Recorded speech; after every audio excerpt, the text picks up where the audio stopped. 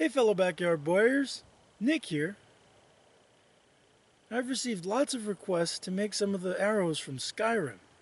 So today I'm going to start by making my version of the iron arrow. Now, this is one of my favorite arrows in game because it's the most practical. Now the in-game arrow has a very large point, and I scaled that down to the size of a typical broadhead.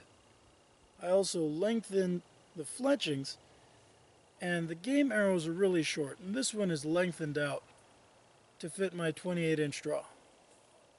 So here it is. Let's get started. I begin by drawing the shape of the arrowhead onto a scrap piece of mild steel to simulate using soft iron. The arrowhead is 2.5 inches long by 1.5 inches wide and 1/16 of an inch thick. Now if you want to build a tougher version capable of taking more abuse and holding a better edge, you could start with spring or high carbon steel like this saw blade.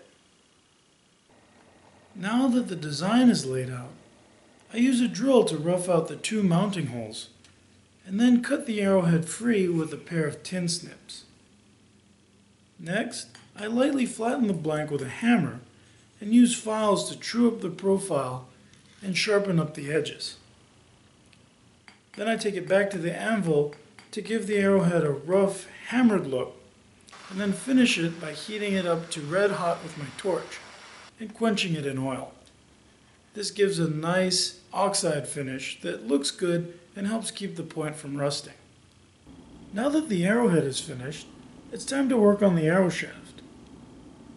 I'm using a 5/16 inch poplar dowel cut to 30 inches long.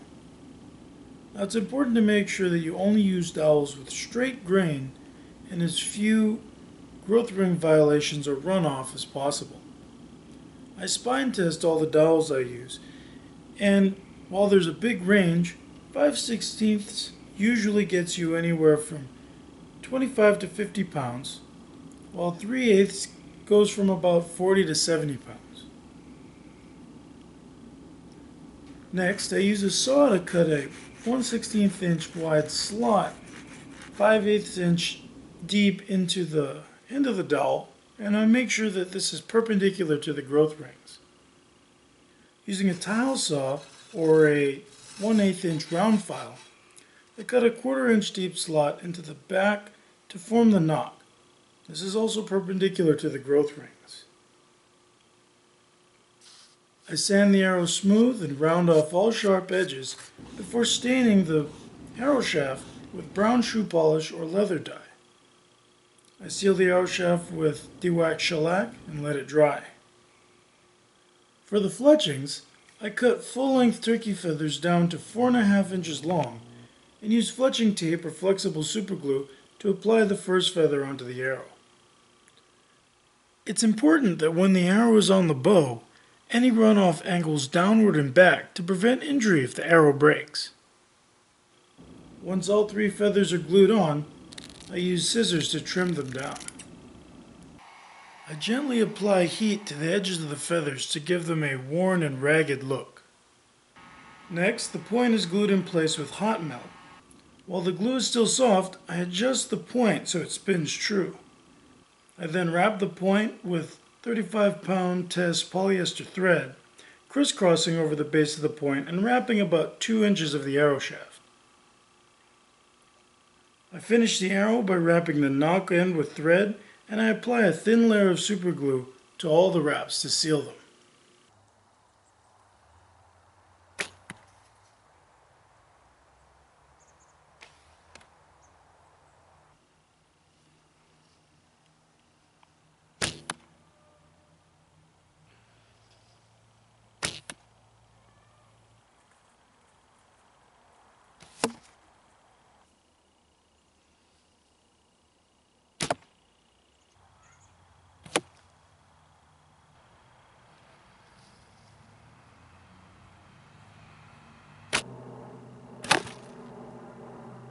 Here's the arrow all finished up. I built this one for a 50-pound bow. I also built another one with a 3/8 inch dowel for a 75-pound bow. I hope you enjoyed building this with me today, and if you have any suggestions for other videos and other builds you'd like to see, please let me know in the comments below. And if you enjoyed watching this video, you can check out my channel for other projects like this. And I've also written several books on different topics, including arrow making, and you can check out the links to those in the description. So as always, thanks for watching, be safe, and I'll see you guys next time. Bye.